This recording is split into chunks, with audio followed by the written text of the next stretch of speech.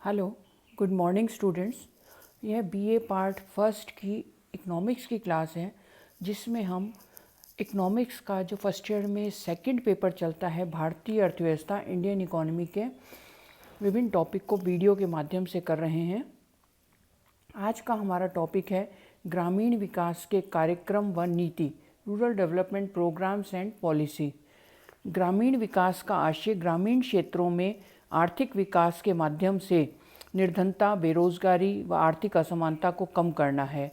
इस पर्पस के लिए इन क्षेत्रों में आर्थिक ढांचा, जिसके अंदर हम विद्युत, सड़क, सिंचाई और संचार आदि को सम्मिलित करते हैं, तथा सामाजिक आधारभूत ढांचे में शिक्षा, चिकित्सा, पेयजल और स्वच्छता आदि को सम्मिलित करते हैं।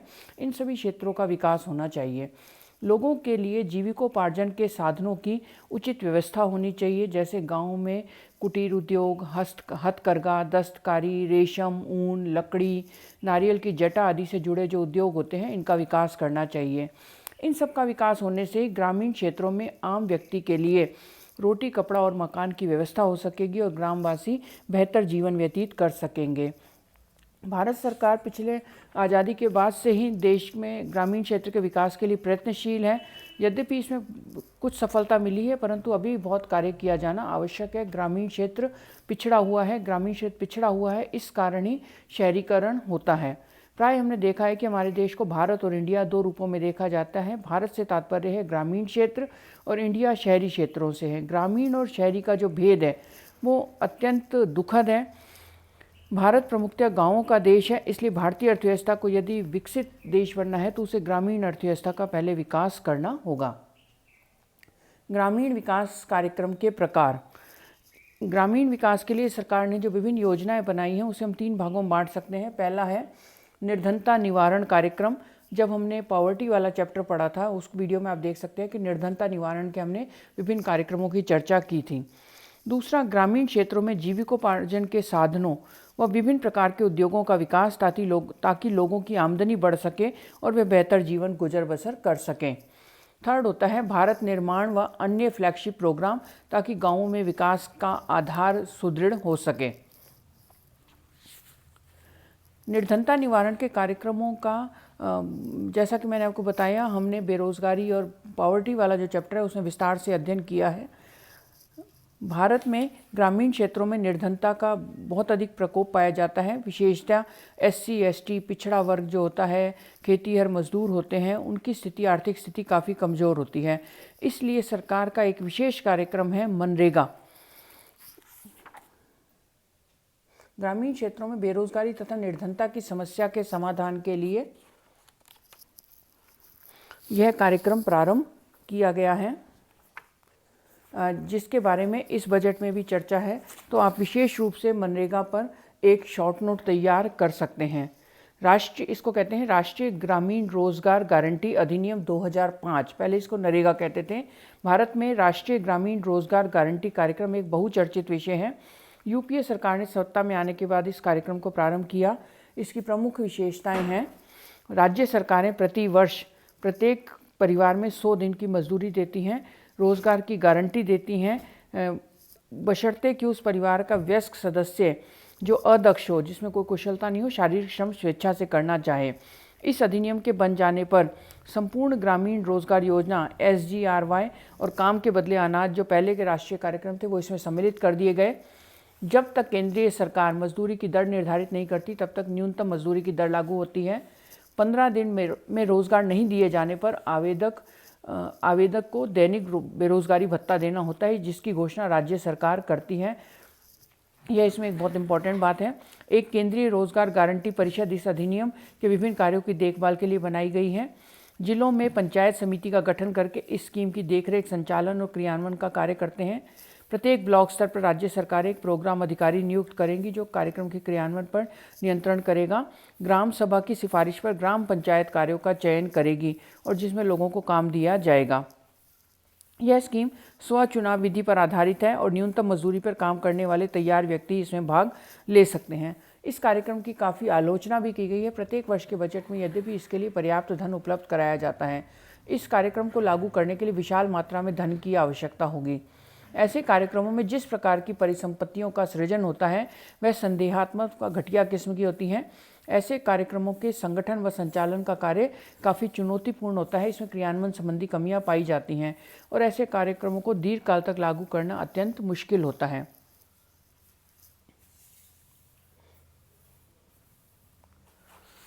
मनरेगा के पश्चात एक स्कीम है जिस पर हम विचार करेंगे, वो है स्वर्ण जयंती ग्राम स्वरोजगार योजना SGSY। आप इन सभी योजनाओं पर एक शॉर्ट नोट तैयार कर सकते हैं।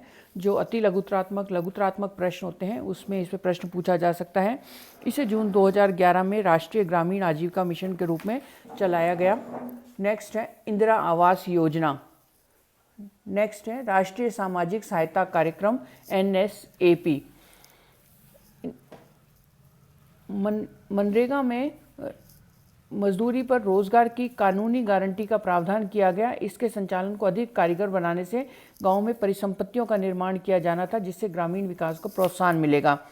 लेकिन इस कार्यक्रम को वाटरशेड प्रबंधन, कृषिगत कार्यक्रम, बागवानी, परिसंपत्ति सृजन आदि से जोड़ने से ज़्यादा लाभ मिलेगा और इसमें व्यय का सर्वाधिक लाभ उठाया जाना चाहिए। स्वर्ण जयंती ग्राम स्वरोजगार योजना के अंतर्गत स्वयं सहायता समूहों को सुदृढ़ किया जाना था ताकि इस योजना में व्यय की गई राशि का सर्वाधिक लाभ प्राप्त किया जा सके। इसमें जीविकोपार्जन, दक्षता विकास, साख व अंतर्राष्ट्रीय सहायता पर अधिक बल दिया गया। गांव में रिहायशी मकानों की भारी कमी है। इंदिरा आवास योजना के माध्यम से गांव में भारी तादाद में मकानों के बनाने से मैदानी क्षेत्रों में शुरू में 25,000 रुपये और जनजातीय क्षेत्रों में 27.5 हज़ार रुपये प्रति इकाई दिए जाते थे। इस राशि को बढ़ा दिया गया है। राष्ट्रीय सामाजिक सहायता कार्यक्रम जो प्रारंभ किया गया उसके अंतर्गत राष्ट्रीय वृद्धावस्था पेंशन स्कीम लागू की गई। इसके अलावा एक आम आदमी बीमा योजना, जनश्री बीमा योजना आदि भी लागू की गई हैं। ग्रामीण क्षेत्र में गरीब लोगों की ये सार्थक सहभागिता बढ़ाने के लिए संस्थाओं की गतिविधियों में पारदर्शिता होनी चाहिए, उनकी आजीविका के अवसर बढ़ने चाहिए। इस तरह की योजनाएं बनाई गई हैं। विशेषज्ञों का मत है कि ग्रामीण उद्योगों के विकास के लिए क्लस्टर दृष्टिकोण अपनाया जा सकता है ताकि बड़ी संख्या में एक क्षेत्र में एक से उद्योगों की इकाइयां स्थापित हो सकें। इससे रोजगार और आमदनी में वृद्धि होगी और विभिन्न इकाइयों में परस्पर प्रतिस्पर्धा के चलते माल की गुणवत्ता में भी सुधार होगा। भारत निर्माण व फ्लैगशिप कार्यक्रम। आर्थिक व सामाजिक विकास से लोगों के जीवन स्तर और जीविकोपार्जन में सुधार होता है। इसलिए ग्रामीण विकास में भारत निर्माण और अन्य फ्लैगशिप कार्यक्रमों पर विशेष रूप से बल दिया गया। केंद्रीय मंत्री ने अपने प्रत्येक वार्षिक बजट में इस विषय पर चर्चा की है और व्यय राशि को बढ़ाया है। भारत सरकार ने 2005 में 4 वर्षों की अवधि के लिए भारत निर्माण का एक समयबद्ध कार्यक्रम प्रारंभ किया, जिसके अंतर्गत सिंचाई, पेयजल, विद्युतीकरण, सड़कें, आवास तथा ग्रामीण संचार व्यवस्था पर विशेष रूप से बल दिया गया। अन्य फ्लैगशिप प्रोग्राम के अंतर्गत हम देखेंगे राष्ट्रीय ग्रामीण रोजगार गारंटी कार्यक्रम, एक है राष्ट्रीय ग्रामीण स्वास्थ्य मिशन, समन्वित बाल विकास सेवाएं ICDS डिपार्टमेंट जो होता है, सर्व शिक्षा अभियान, मिड डे मील, स्कूल में बच्चों को खाना दिया जाता है ताकि ड्रॉप आउट्स की संख्या कम हो और पोषण में सुधार हो, कुल साफ सफाई अभियान, राष्ट्रीय सामाजिक सहायता कार्यक्रम और पिछड़ा प्रदेश अनुदान कोष।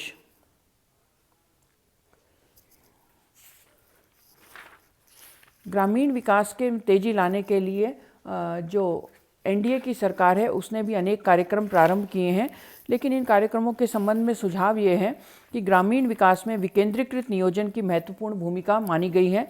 पंचायती राज संस्थाओं के माध्यम से स्थानीय आर्थिक साधनों, श्रम शक्ति व स्थानीय आवश्यकताओं के अनुरूप ही विकास का ढांचा तैयार हो, जिसे जन सहभागिता के सहयोग से क्रियान्वित किया जाए, तभी कार्यक्रम में प्रगति होगी।